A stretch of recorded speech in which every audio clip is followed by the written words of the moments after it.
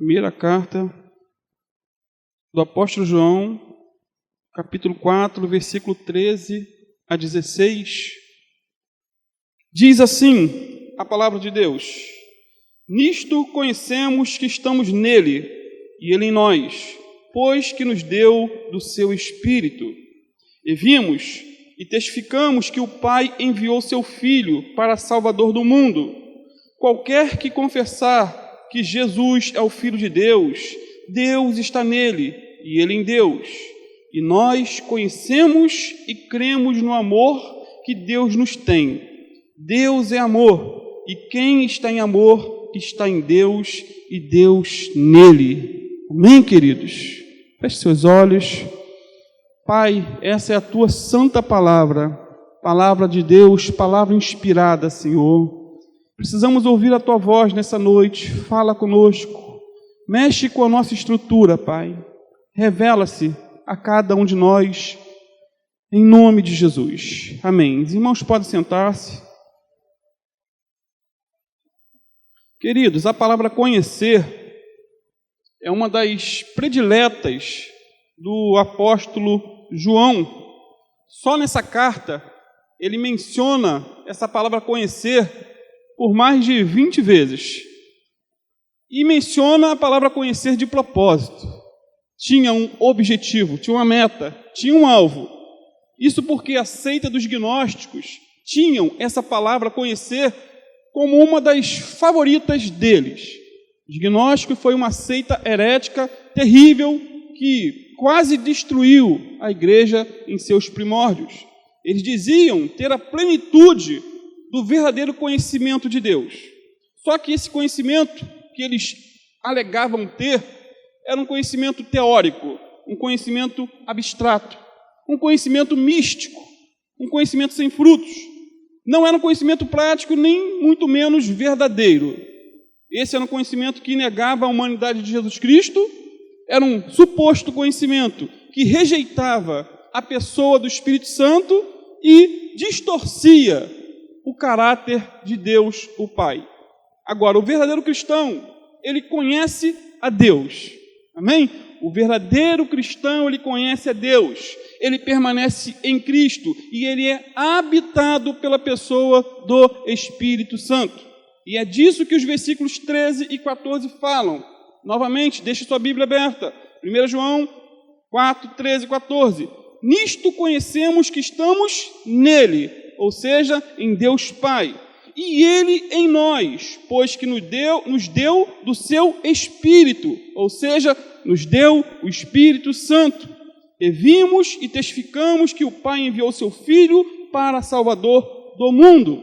Ou seja, os verdadeiros cristãos que desfrutam da união com Deus Pai são aqueles que recebem também o Espírito Santo de Deus. Testemunham também que o Pai enviou seu Filho como Salvador do mundo. E mais, eles confessam que Jesus Cristo é o Filho de Deus e têm plena consciência do amor de Deus Pai. Portanto, o que o apóstolo João está aqui nos revelando é que existe uma perfeita unidade na Trindade. Uma perfeita unidade na Trindade. Existe uma comunhão eterna entre Pai, Filho e Espírito Santo. Aqui, João esclarece seus leitores e a nós que a união dos crentes com Deus se dá como resultado da atuação de três pessoas da Trindade divina. Pai, Filho e Espírito Santo é a essência, queridos, do verdadeiro conhecimento de Deus. Sendo assim, aí dos versículos 13 ao 16, encontramos uma dádiva, encontramos um Salvador e encontramos um amor. A dádiva é o Espírito Santo, o Salvador é o nosso Senhor Jesus Cristo e o amor é Deus, o nosso Pai. E os três são um. Amém? Vejamos em primeiro lugar a dádiva do Espírito Santo no versículo 13. Olha o que o apóstolo João diz: Nisto conhecemos que estamos nele e ele em nós, pois que nos deu do seu Espírito. Na Bíblia, edição Viva, de 2002, diz assim: Ele colocou o seu próprio Espírito Santo dentro dos nossos corações, como uma prova a nós de que estamos vivendo nele e ele em nós. Ou seja, todo crente verdadeiro recebe de Deus o Espírito Santo quando crê no Senhor Jesus Cristo. Ele é um presente de Deus para nós. O Espírito Santo é uma dádiva do Pai aos que lhe pedem. Está disponível àqueles que clamarem, àqueles que invocarem, àqueles que pedirem, àqueles que desejarem. E quem fez essa promessa não está sendo eu, mas o próprio Senhor Jesus. Lá em Lucas 11, versículo 9 a 13. Olha o que Jesus disse. Eu vos digo a vós, pedi e dar-se-vos-á, buscai e achareis, bateis e abrir-se-vos-á, porque qualquer que pede recebe, e quem busca acha, e a quem bate abrir-se-lhe-á. E qual o pai entre vós que, se o filho lhe pedir pão, lhe dará uma pedra? Ou também, se lhe pedir peixe, lhe dará por peixe uma serpente? Ou também, se lhe pedir um ovo, lhe dará um escorpião?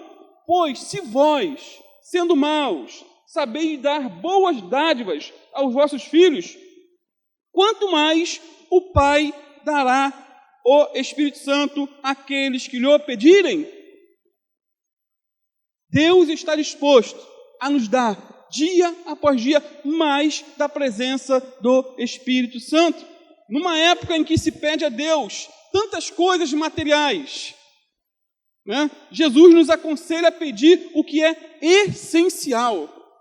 Essencial. E o essencial não é um emprego. O essencial não é um carro.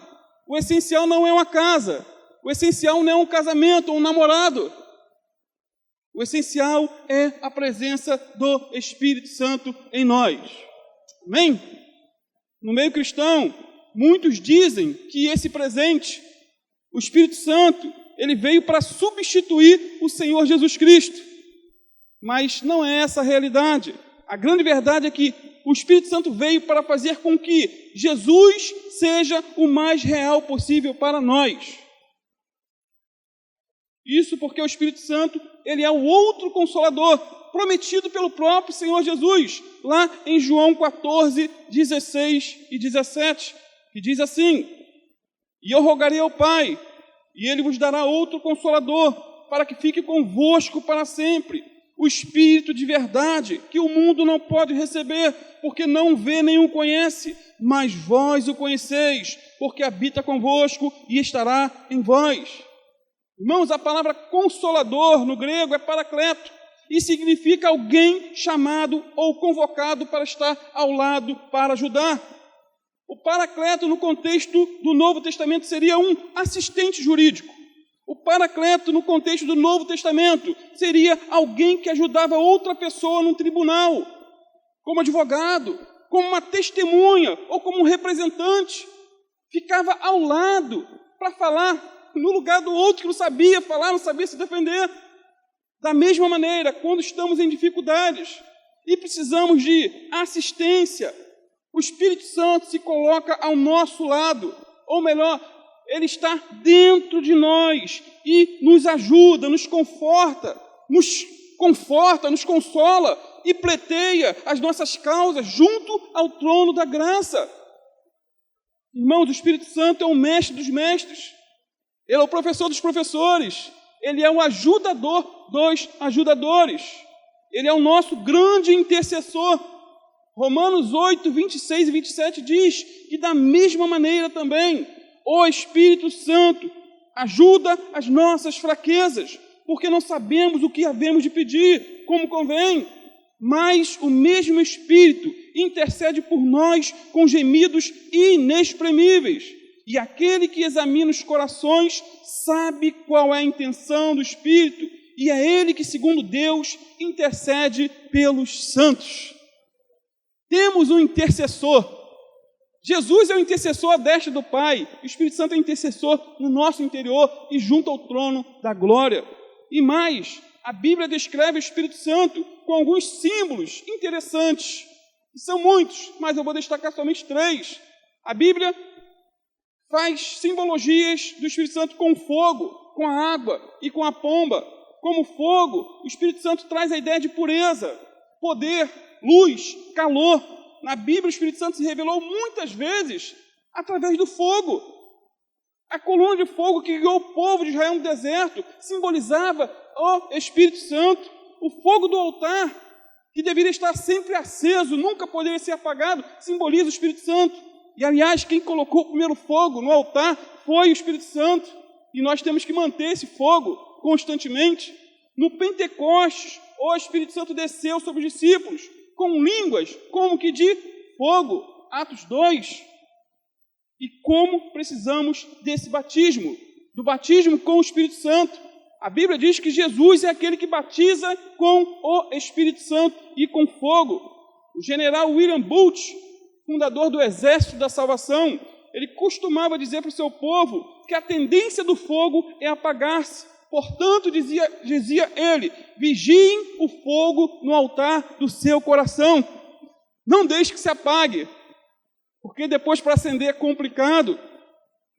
Irmãos, o desejo de Deus, como diz Wesley Dowell, o desejo de Deus é que cada um de nós sejamos tão cheios do Espírito Santo que a nossa natureza interior venha a ser purificada pelo fogo e nossa vida se torne radiante e cheia do poder de Deus. Esse é o desejo de Deus para mim e para você. O segundo símbolo do Espírito Santo é a água. Isaías 44:3 diz assim: porque derramarei água sobre o sedento e rios sobre a terra seca. Derramarei o meu espírito sobre a tua posteridade e a minha bênção sobre os teus descendentes. Queridos, a água, ela é essencial à vida física, assim como o Espírito Santo é essencial à vida espiritual. Isso porque, em termos agrícolas, podemos ter a melhor terra, o melhor adubo, a melhor tecnologia, mas sem água, a semente morre no seio da terra. Em termos espirituais, podemos também ter os melhores livros, a melhor teologia, os melhores títulos, se é que existem melhores títulos, né? Muitos buscam. O que há é maiores responsabilidades.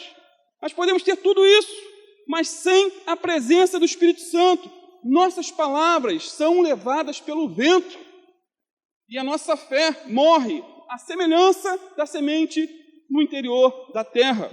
Isso porque podemos ter uma boa estrutura, podemos ter modernas organizações, uma teologia ortodoxa, fiel, boa música, né?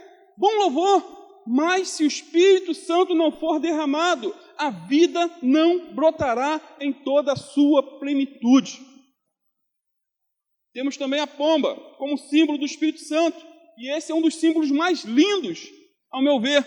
Inclusive, quando o Senhor Jesus foi batizado nas águas, diz a Bíblia lá em Mateus 3,16, que os céus se abriram, e João Batista viu o Espírito Santo descer sobre Jesus como ou em forma de pomba. Amados, não encontramos a pomba num campo de batalha, e não encontramos a pomba no meio da carniça. Ou seja, ela frequenta lugares pacíficos e calmos, e vive próximo às correntes das águas. Quem tem o Espírito Santo vive também em paz, não em guerra. Ele vive em paz em meio à guerra. Quem tem o Espírito Santo não fica como urubu em volta da carniça, procurando uma novidade de pecado, buscando a imoralidade, buscando a prostituição, a mentira ou outro pecado qualquer. Quem tem o Espírito Santo procura ficar próximo às águas da palavra de Deus, pois é a palavra de Deus que revela o nosso pecado, a nossa sujeira e a nossa necessidade de purificação. No entanto, é pelo poder do Espírito Santo que somos convencidos do pecado e levados ao arrependimento. E mais, o pombo, ele é sensível e pode ser facilmente afastado. Não é isso? Você está ali comendo ali o pombo, comendo o melim, você vai chegar e ele voa. Ele é facilmente espantado, afastado. Da mesma forma, da mesma maneira, exatamente, o Espírito Santo é hipersensível, podendo ser resistido diz a Bíblia, podendo ser afastado, entristecido e apagado por causa dos nossos pecados. E isso é sério. E o mais triste é que, por ser tão sensível e tão educado e elegante, o Espírito Santo pode sair de nossas vidas sem que notemos. E é grave isso. Ele saiu da vida de Sansão sem que ele percebesse, sem que ele notasse. Sansão brincou com o pecado e terminou a sua vida como um palhaço nas mãos do inimigo. Final triste. Não era para ser assim. Juízes 16, 20. Olha o que diz. Então Dalila o chamou. Sansão, vê, os filisteus estão voltando. Acordando do sono, ele disse, sairei e me livrarei deles como das outras vezes. E das outras vezes a força estava com ele. Entretanto, ele não tinha notado que o Senhor já se havia retirado dele. Irmãos, esse para mim é um dos textos mais tristes da Bíblia. Terrível, terrível. A maior tragédia de uma pessoa era ela ser abandonada por Deus sem que ela perceba. Que tragédia! Que Deus tenha misericórdia de nós. Que sejamos sensíveis à voz do Espírito Santo, assim como Ele é sensível em relação ao nosso pecado. No entanto, apesar da Bíblia usar esses e outros símbolos em relação ao Espírito Santo, é preciso deixar bem claro que Ele é uma pessoa divina. Amém? O Espírito Santo não é o fogo, o Espírito Santo não é a água, o Espírito Santo não é uma pomba, Ele não é um vento, não é um poder, não é uma energia. O Espírito Santo não é uma força ativa de Deus. Nem pode ser comparado ao magnetismo ou à gravidade. Nada disso. Ele é uma pessoa com todos os atributos de uma personalidade. Dwight Lyman Moody, evangelista do século XIX, costumava dizer que o Espírito Santo possui atributos e qualidades que só podem ser imputadas a uma pessoa. Para o cristão, dizia ele, a personalidade do Espírito Santo é mais real do que qualquer teoria que a ciência tenha a oferecer, pois a suposta ciência são conjecturas baseadas na observação humana, mas para os filhos de Deus, a existência do Espírito Santo é um tema de revelação bíblica, sendo de real experiência. Sendo assim, o Espírito Santo é uma pessoa com sentimentos, vontades e desejos. Por exemplo, a Bíblia revela de maneira linda e transparente, a personalidade do Espírito Santo, dizendo que ele se entristece. Se entristece. Efésios 5 ou 4,30 diz, na Bíblia Viva, não façam o Espírito Santo entristecer-se pelo modo como vocês vivem. Se lembrem que ele é quem garante que vocês estarão presentes naquele dia, quando a salvação do pecado se completar. Você já viu um vento num canto triste? Impossível, mas o Espírito Santo se entristece. Isso mostra a sua personalidade. Estevão disse que o Espírito Santo pode ser resistido em Atos 7,51.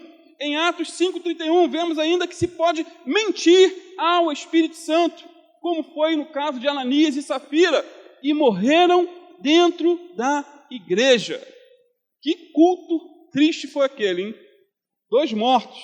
E mais, queridos, o Espírito Santo é quem dirige a obra missionária. Ele proibiu o apóstolo Paulo de pregar em alguns locais, com o objetivo de guiá-lo até a Europa. Está lá em Atos 16, 7, 6 e 7. E Lídia foi o fruto dessa direção do Espírito Santo. E provavelmente foi a pessoa que levou o evangelho à cidade de Tiatira, porque ela era natural de Tiatira e foi alcançada, a primeira convertida da Europa, por direção do Espírito Santo de Deus. E mais, Apocalipse 2,7 diz que o Espírito Santo fala. Romanos 8, 26 diz que ele nos ajuda em nossas fraquezas e ora por nós, intercede por nós. Em João 14, 26, o Senhor Jesus disse que Ele nos ensinaria todas as coisas. E Ele ensina. Basta que queiramos, que peçamos. Ou seja, é o Espírito Santo que nos guia em toda a verdade. É Ele que nos capacita a entender a Bíblia, a pregar, a ensinar, a pastorear, a aconselhar. É o Espírito Santo que nos ensina como viver em família, como nos comportar no trabalho, como criar filhos. É o Espírito Santo que fala ao nosso coração para bloquear determinadas pessoas no WhatsApp e não alimentar determinadas conversas nas redes sociais. Ele fala. Só que muitas pessoas são surdas e quebram a cara. Em João 15, 26, diz que o ministério do Espírito Santo seria o ministério do holofote, pois ele testificaria sempre de Cristo, apontaria para Jesus e não para o homem. Então quem brilha é Jesus e não o homem. Por fim, Atos 9:31, nós vemos que uma das principais funções do Espírito Santo é fortalecer as igrejas. E nós somos a igreja do Senhor. Sendo assim, somos fortalecidos diariamente por Ele. Amém? Então, o Espírito Santo que nos foi dado, como diz João, é uma pessoa divina. Ele é a garantia de que pertencemos verdadeiramente a Deus. John Stott diz que sem o Espírito Santo, as nossas mentes ficam em trevas e os nossos corações frios e apáticos. Ficamos sem graça, sem vida. Somente o Espírito Santo pode iluminar as nossas mentes para crermos em Jesus. Somente o Espírito Santo pode aquecer nossos corações para amarmos a Deus e também amarmos ao próximo. Depois da dádiva do Espírito Santo, o apóstolo João enfatiza agora a obra redentora ou salvadora do Senhor Jesus Cristo, aí nos versículos 14 e 15. Veja comigo, não feche sua Bíblia, compare com o que está escrito.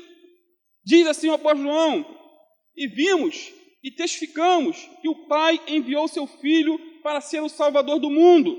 Qualquer que confessar que Jesus é o Filho de Deus, Deus está nele e ele em Deus. Interessante que no versículo 13, o Espírito Santo nos foi dado. Agora, no versículo 14, o Senhor Jesus nos foi enviado. Que bênção, irmão. João 3,17 diz que Deus enviou seu Filho ao mundo, não para condenar o mundo, mas para salvá-lo por meio dele. Agora, o fato de Deus ter amado o mundo e ter enviado Jesus para morrer pelo mundo, não significa que todo mundo será salvo. Isso é mentira do diabo. Salvação é somente para aquele que crer em Jesus como único Senhor e Salvador. Quem nele crer não é condenado, mas quem não crer já está condenado. E como é que as pessoas vão crer? Quando pregamos que Jesus é o caminho, a verdade e a vida, e que ninguém vai ao Pai a não ser por Ele. Quando pregamos que Jesus morreu na cruz, em nosso lugar, por nossos pecados. Quando pregamos que o homem precisa desesperadamente se reconciliar com Deus. Eu te pergunto essa noite, você está afastado? Ou você precisa de reconciliação? Volte para Jesus hoje, em nome de Jesus. A fé, diz a Bíblia, vem por ouvir e ouvir a palavra de Deus. E você está ouvindo a palavra de Deus. E essa é uma oportunidade que o Espírito Santo te dá nessa noite. E mais, queridos, não basta somente pregar o Evangelho, precisamos viver o Evangelho. Não basta anunciar as boas novas, temos que ser as boas novas encarnadas, por assim dizer. E tem gente que parece mais uma nova, né? Ele vai pregar com a cara fechada. Então, não basta pregar sobre o amor de Deus, precisamos amar como Deus ama. Jesus, nosso Salvador, não se limitou a pregar sobre o amor de Deus. Ele provou seu amor por nós, entregando sua vida na cruz em nosso lugar. Deus prova seu próprio amor para conosco, Romanos 5,8, pelo fato de Cristo Jesus ter morrido por nós, sendo nós ainda pecadores. Então, temos que fazer o mesmo lá fora, onde os pecadores estão, onde as pessoas estão carentes de um abraço, carentes de companheirismo, de conversa. Uma jovem cristã, ao evangelizar uma moradora de rua, começou a falar do amor de Deus para ela. Minha irmã, Jesus te ama. Jesus morreu na cruz do Calvário por você. Jesus derramou seu precioso sangue para te comprar de volta para Deus.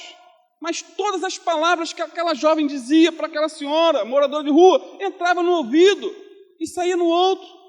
Até que em determinado momento, aquela jovem, usada por Deus, direcionada pelo Espírito Santo, se abaixou e deu um abraço aconchegante, caloroso naquela senhora, que começou a chorar, começou a soluçar e ali aceitou ajuda. E mais à frente, ela recebeu a Cristo como único Senhor e Salvador. E ela disse: você me falou muito sobre o amor. Você falou que Deus me ama, mas foi somente quando você demonstrou que Deus me amava é que eu entendi o amor de Deus. Foi quando você me abraçou, quando você sentiu o cheiro de gente, é que eu entendi como Deus me ama. Portanto, queridos, Jesus veio para ser o Salvador do mundo. Ele veio para ser o sacrifício pelos nossos pecados. Ele veio para se entregar de corpo e alma por pessoas indignas como nós. Ninguém é digno, ninguém merece salvação. É pela graça, é favor, não é merecimento. Pela graça você é salvo por meio da fé. Isso não vem de vós, é dom de Deus. Não vem das obras para que ninguém se glorie. No entanto, mais do que ser o nosso Salvador, Jesus é o eterno Filho de Deus, como diz aí no versículo 15. Acompanhe comigo. Qualquer que confessar que Jesus é o Filho de Deus, Deus permanece nele e ele em Deus. Então, o cristianismo não é só uma questão de crença, mas, sobretudo, uma questão de confissão. E essa confissão precisa ser feita a Deus e aos homens. É óbvio que aqui não está tratando de uma confissão de boca, feita por qualquer ignorante, de maneira casual. Eu confesso Jesus como Filho de Deus, como Senhor e Salvador. Não é esse tipo de confissão que João está tratando aqui, mas é uma confissão séria, do fundo da alma, do fundo do coração. É uma confissão de alguém que é crente de verdade, que é convertido e que é habitado pelo Espírito Santo de Deus.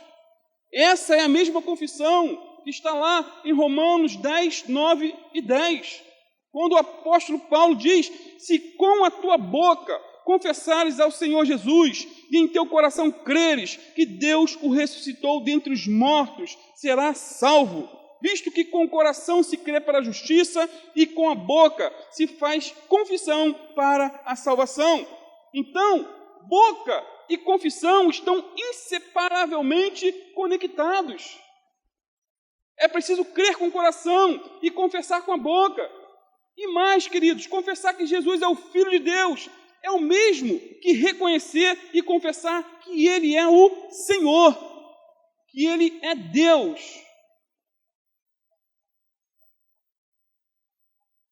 Confessar que Jesus é o Filho de Deus é o mesmo que confessar e reconhecer que Ele é o Senhor. Porém, a palavra Senhor, ou Cúrios, no grego, era aplicada somente aos imperadores. Essa palavra era aplicada somente aos deuses gregos. E essa palavra Senhor era aplicada somente ao Senhor Deus de Israel. Sendo assim, confessar Jesus como Senhor era e é o mesmo que reconhecê-lo como Deus. Confessar Jesus como Senhor é dar a Ele a honra, a glória e o louvor. Isso porque Jesus é Senhor, o Senhor que venceu a morte, que venceu o pecado, que venceu o diabo e que está vivo pelos séculos dos séculos. E Ele está aqui conosco, amados. Sendo assim, Jesus é tudo em todos. Jesus é um com o Pai. Ele é o Rei dos Reis, Senhor dos Senhores. Ele é juiz, advogado. Ele é a testemunha fiel. Ele é a ressurreição e a vida. Ele é o bom pastor. Ele é o bispo das nossas almas. Jesus é a porta aberta e é a porta fechada também. Como diz uma estrofe do grupo Morada, de louvor, Ele é a porta aberta, Ele é a porta fechada. Jesus é a água da vida, Ele é o pão da vida, Ele é o caminho, a verdade e a vida. Jesus é a videira verdadeira e nós somos os ramos. Ele é o Messias, o Santo de Israel. Ele é o nosso único mediador. Ele é o nosso bom pastor, a luz do mundo. Ele é a imagem do Deus invisível. Diz a palavra de Deus. Ele é o Verbo de Deus, o nosso único Salvador e o autor e consumador da nossa fé. Queridos, Jesus é o Todo-Poderoso, o Pai Eterno. Ele é o leão da tribo de Judá. Ele é o grande eu sou, o príncipe da paz. Ele é maravilhoso, conselheiro, Deus forte, o Pai da eternidade. Ele é Deus Emanuel, Deus conosco. E Ele está conosco aqui nessa noite. Glórias a Deus. Em terceiro lugar, queridos, para concluir, encontramos no versículo 16 uma referência ao amor do Pai. E nós conhecemos e cremos no amor que Deus tem por nós. Deus é amor, e quem está em amor está em Deus e Deus nele. João conhecia e cria no amor de Deus. Ele diz aí que Deus é amor, e quem está em amor está em Deus e Deus nele. Ou seja, queridos, para João, tanto a morte de Cristo por nossos pecados, como o envio do Espírito Santo para habitar em nós, é prova irrefutável do amor de Deus. Então, a Trindade é muito mais do que uma doutrina, um compêndio teológico, doutrinário, mas um relacionamento de amor entre Pai, o Filho e o Espírito Santo. E nós estamos entrelaçados nesse amor. Estamos entrelaçados, estamos no meio desse amor. Sabe por quê? Só aqui no capítulo 4, diz 2 vezes que Deus é amor. No versículo 8 do capítulo 4 e agora no versículo que eu esqueci. Eu acho que é vamos lembrar aqui, voltar, 16. Então, 2 vezes fala sobre Deus ser amor. Em João 13, versículo 1, diz que Jesus amou os seus até o fim. Ou seja, Jesus nos amou até a morte. Em Romanos 5, parte B, diz que o amor de Deus foi derramado em nossos corações pelo Espírito Santo que nos foi dado. Ou seja, existe uma perfeita comunhão de amor na Santíssima Trindade. E não somente comunhão de amor, mas também uma operação conjunta do Pai, do Filho e do Espírito Santo, seja na conversão ou na criação do homem. Como diz Meyer Pillman em seu famoso livro, Conhecendo as Doutrinas da Bíblia, ele diz, o Pai cria, o Filho redime e o Espírito Santo santifica. E, no entanto, em cada uma dessas operações divinas, os 3 estão presentes. O Pai é preeminente o Criador, mas o Filho e o Espírito são tidos como cooperadores da mesma obra. O Filho é preeminentemente o Redentor, mas Deus o Pai e o Espírito Santo são considerados como pessoas que enviam o Filho para redimir. O Espírito Santo é o santificador, mas o Pai e o Filho cooperam nessa obra. Sendo assim, a Trindade é uma comunhão eterna, mas a obra da redenção do homem teve sua manifestação histórica. E ele conclui com uma pergunta assim, será tudo isso difícil de compreender? Para mim é difícil de compreender, não sei para você. Como poderia ser de outra maneira, visto que estamos tentando explicar a vida íntima do Deus Todo-Poderoso? Eu quero concluir com uma frase de um professor de um seminário, que disse o seguinte, tente explicar a doutrina da Trindade e você vai perder a cabeça. No entanto, tente negar essa gloriosa verdade e você perderá a sua alma. É sério, é um mistério, mas nós vamos tratar desse assunto no capítulo 5, mais à frente, se assim Deus nos permitir e estivermos vivos até lá, ou Jesus não tenha vindo buscar a sua igreja. Amém, queridos? Vamos ficar de pé, vamos estar orando. Oremos. Santo Deus, em nome do Teu Filho Jesus, Te louvamos, Pai, pela riqueza da Tua palavra. Te louvamos, Senhor, porque não precisamos entender tudo, nos mínimos detalhes, mas nós cremos na revelação da Tua palavra, Pai. Nós cremos na pessoa do Teu Espírito Santo, que constantemente tem nos orientado, nos dirigido, nos capacitado a fazer a Tua obra, Pai. Nós cremos, Senhor, no amor de Deus Pai.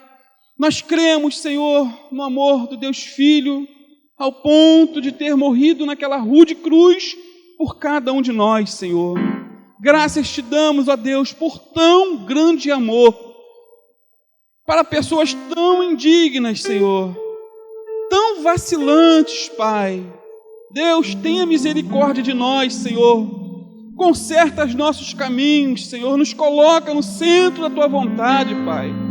No nome de Jesus, toma a vida de cada um aqui, Senhor. Só o Senhor conhece cada coração, os caminhos que cada um tem andado, os sites que cada um tem acessado. Pai, em nome de Jesus, que haja convencimento de pecados nessa noite, que o Senhor venha quebrar corações, convencer, Senhor, do pecado, da justiça e do juízo, que haja conversão para a glória do Teu nome, Senhor. Quebra corações, Senhor. A Tua palavra foi anunciada. A parte que cabe a Ti, Senhor, é se mover em nosso meio, é que haja quebrantamento, é que haja, Senhor, o reconhecimento do pecado, é que haja, Senhor, o arrependimento verdadeiro. Quebra, Senhor, explode, implode os nossos corações nessa noite, Pai. Oh, Deus eterno, no nome do Teu Filho Jesus, oh, Senhor, faz com que sejamos sensíveis à Tua voz, Pai. Livra-nos, Senhor, dessa praga do pecado, Pai, da insensibilidade, Senhor, como Sansão teve, em pensar que o Senhor estava com ele, mas já estava longe e ele nem notou, Deus. Tem misericórdia de nós. Não nos abandone não, Senhor. Fica conosco dia após dia, Senhor. Tem misericórdia de nós, eu te peço. Lava-nos com o sangue do Cordeiro. Perdoa, Pai, todos os nossos pecados, Senhor. Limpa o nosso coração. Nos coloca de pé para a Tua glória, Pai. Aqueles que caíram, aqueles que estão prostrados, Senhor, que estão desanimados, que não encontram nem mais forças para caminhar. Tu és o Deus da segunda oportunidade, da terceira, para aqueles que se arrependem, para aqueles que querem voltar, que são convencidos pelo Teu Espírito Santo. Então toca, Senhor, faz um milagre nessa noite, que haja conversão, que haja mudança, para a glória do Teu santo e bendito nome, em nome de Jesus.